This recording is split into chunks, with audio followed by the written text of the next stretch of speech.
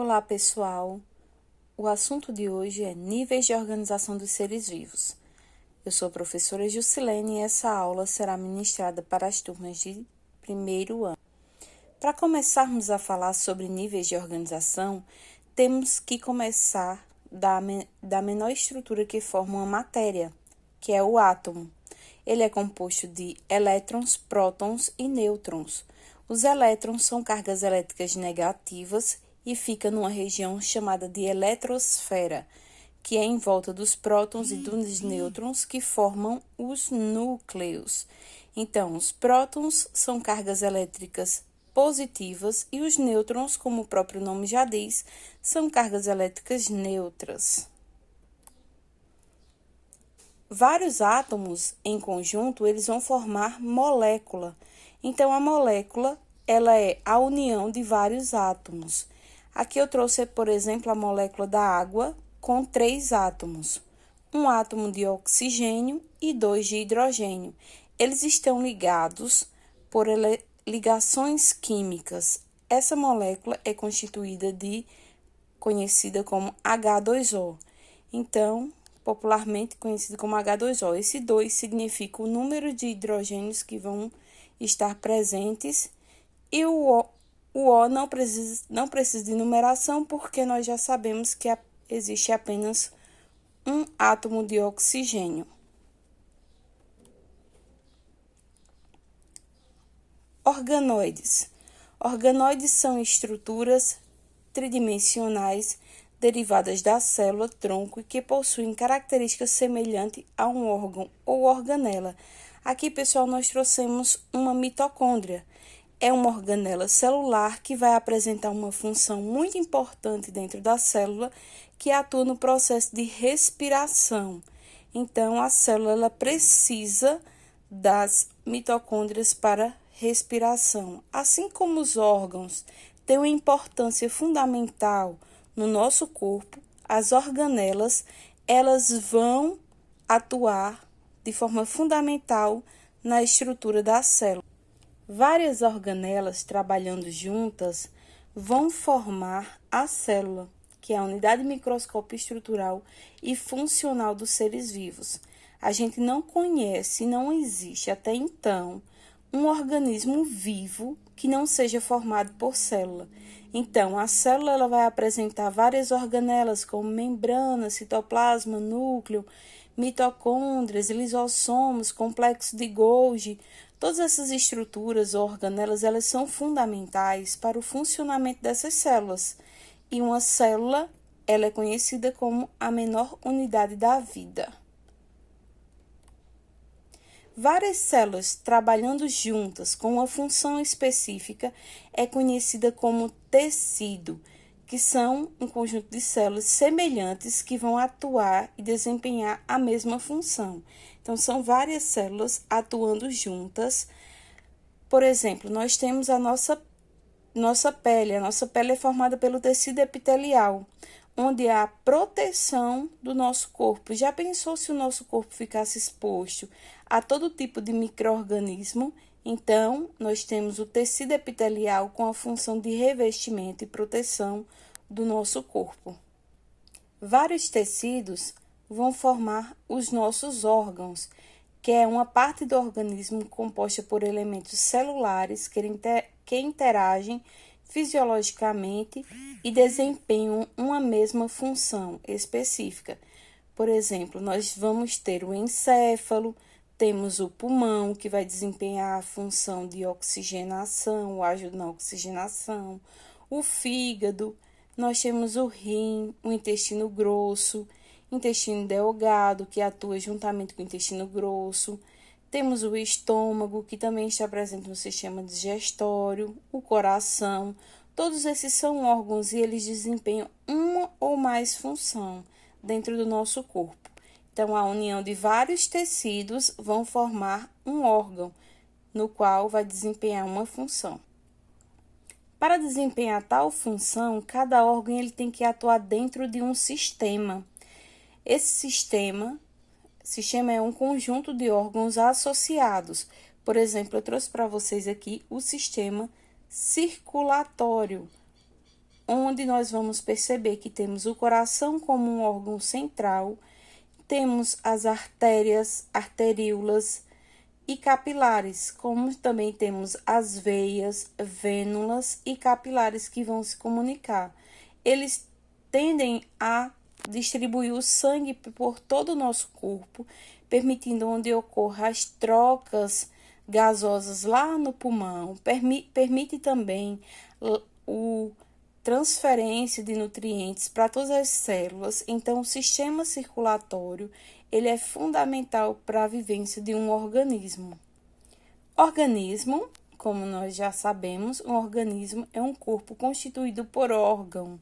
Então, esse organismo ele vai receber vários órgãos trabalhando para que ele esteja vivendo. Então, vários sistemas, como a gente já viu. A gente viu anteriormente os sistemas e para que haja o surgimento de organismo, é necessário que esses sistemas trabalhem juntos.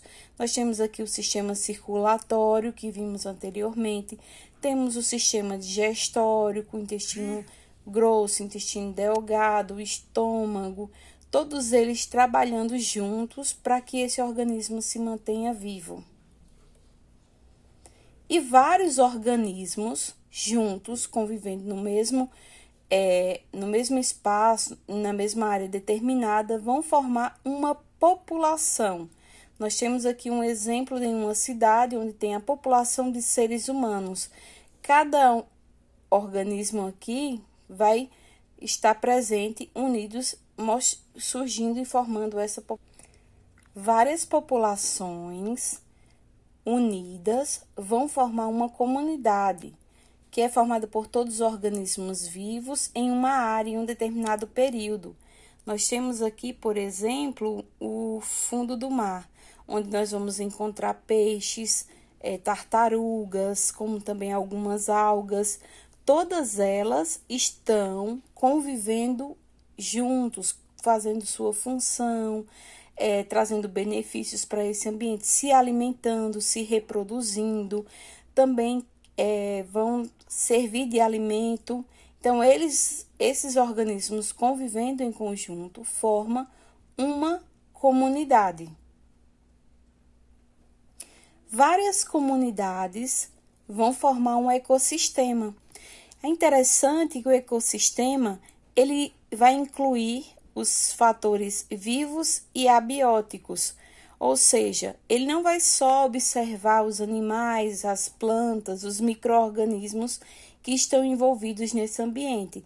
Nós também podemos perceber a luz, a presença do sol, o vento, que isso vai compor a temperatura, o clima desse ambiente. Então, o ecossistema ele vai trabalhar e vai demonstrar também as relações que o organismo, ou que essa população, ou que essa comunidade desenvolve com o meio que ela está presente. Então, a gente vai ver aí a função do sol atuando na fotossíntese, temos também os animais servindo e os micro-organismos como seres decompositores. Então, o ecossistema ele vê tudo de uma forma mais complexa do que apenas a análise de um indivíduo em especial, nem também de uma comunidade. Então, ecossistema é uma visão ampla do contexto onde aqueles organismos, os fatores bióticos, que são que têm vida, e os fatores abióticos estão envolvidos em um ecossistema. A biosfera é um conjunto de todos os ecossistemas da Terra, todos os ecossistemas da Terra. Então, a biosfera é a camada onde nós vamos encontrar vida. É tanto que nós vemos que o prefixo da palavra é bio, que significa vida, que nós já vimos na classificação de biologia, a gente já viu. Então, biosfera é uma esfera onde é possível encontrar vida. Então, aqui a gente vai encontrar os ecossistemas se associando. Então, todos os animais, todos os organismos de uma forma muito mais complexa do que nós vimos anteriormente. Então, a biosfera é a última camada, o último estágio das classificações das fases de um organismo, desde átomo até a biosfera. Só para recapitularmos, pessoal, vamos lá. Nós começamos primeiro com a composição da matéria que existe, então tudo é composto por um átomo. A associação desse átomo por ligações químicas vão formar as moléculas.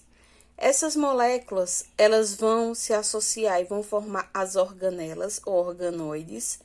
Também temos a célula, que vai estar presente, que vai receber várias organelas, cumprindo a sua função como se fossem órgãos.